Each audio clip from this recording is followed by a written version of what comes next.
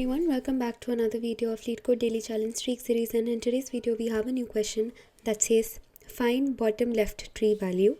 So we'll be given a tree and you're supposed to return the leftmost bottom value of the tree. It means that in a given tree you have to go to the last level of the tree, okay, the bottommost level of the tree, and return the leftmost element present in the tree. Okay, two things here. One is the bottom level as in last level of the tree, and you have to return the leftmost value of the tree. So if you consider this example, you have 2, 1 and 3. This particular level is the last level and the leftmost value that is present is 1. So the answer is 1. Now let's consider a different example. So you have this tree and the bottommost level here is this one. Okay, we have these 4 levels, and in these 4 levels we have this one to be our last level. Since we have only one value, this will be our answer. If we had something like 8, 7 will still be our answer. But if we had something like 9 here, then 9 would have been the answer, because in the bottom level this is the leftmost. How do we solve this question? What we can do is we can maintain a queue. Okay, we can maintain a queue to do the level order traversal. Okay, we are going to maintain a queue to maintain the level order traversal of the tree, and we will be adding the elements like right first and left first, right first and level first in level order fashion.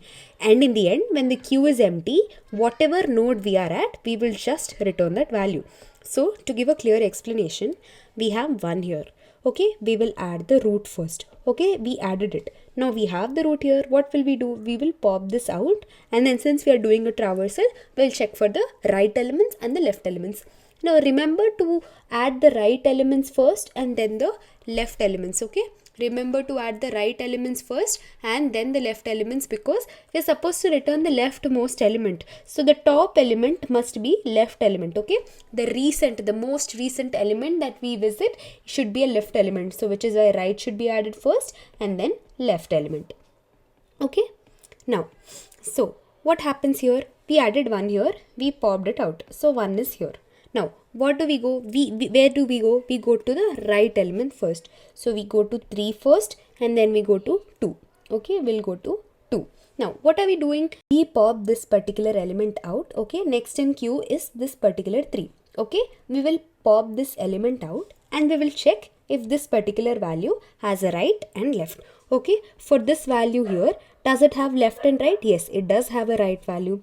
So let me add 6 here. Okay, let me add 6 here, and then it also has a left value, so I'll be adding 5 here. Okay, I'll be adding 5 here.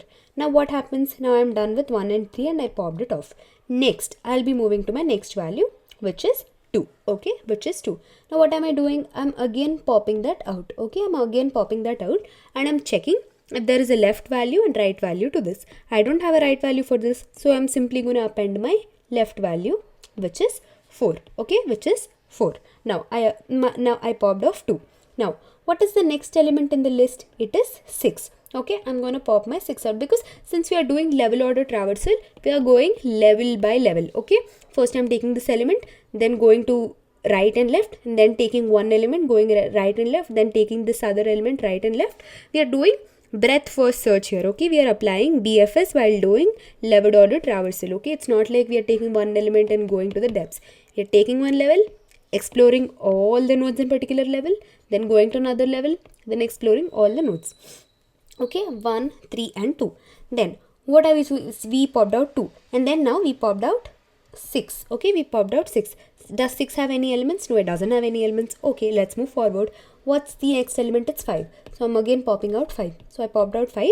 And do I have any elements here? Yes. Do I have a right? No, I don't have a right. Do I have left? Yes, I do have a left. Alright, I do have a left. Now, next, what am I popping? I'm popping my element number 4. Okay, I'm popping my element number 4. Now, do I have any right or left? No, I don't have anything. Okay, let me just move forward. I have 7. Okay, I have 7. I'm gonna pop it. Okay, I'm gonna pop it. Now, do I have any left or right to add for this element 7? No, I don't have it. Now, what is the last element that I've encountered while doing the level order traversal? It is this particular thing. Okay, it is 7, so it is at the bottommost level.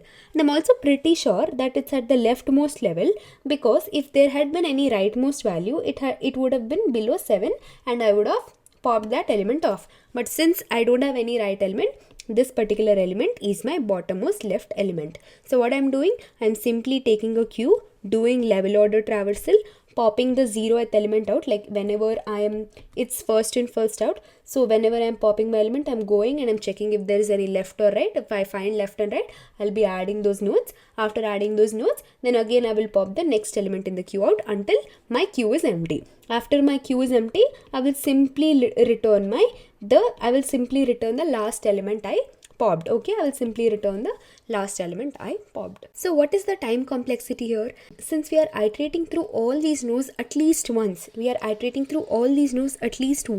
so the time complexity would be O of n.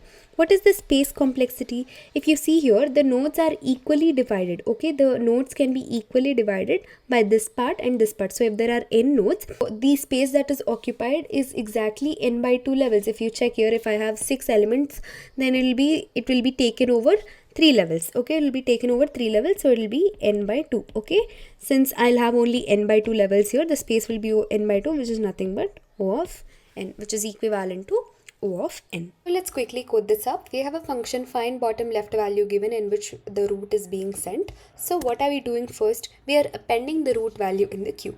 Okay, we are appending the root value in the queue. So q is equals to root. First of all, we are appending the root value, so q is equal to root. Then what are we doing? We are checking while this queue exists. Okay, while this queue exists, what are we doing? We are popping the 0th element. So node is equals to q dot pop of 0. We are popping out the element that has been added first. Okay, first in first out, so we'll be popping out the first element. Now what are we checking? We are checking if this particular node value has right or left value. Okay, now so what are we doing? If node dot right, we are checking for the right value first to add it. Okay, so q dot append node dot right. Okay, and if it has left value as well, then q dot append node dot left. Okay, now in the end, what are we doing? We are just returning the node dot val. Okay, we're just returning the value after everything gets done. After we pop the last element, after the queue is empty, the last element that is present in the queue after popping is the one that we return. Alright, so let's quickly run this code.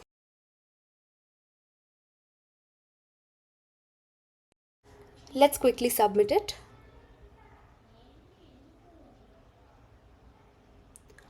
Alright, this works. Thank you guys.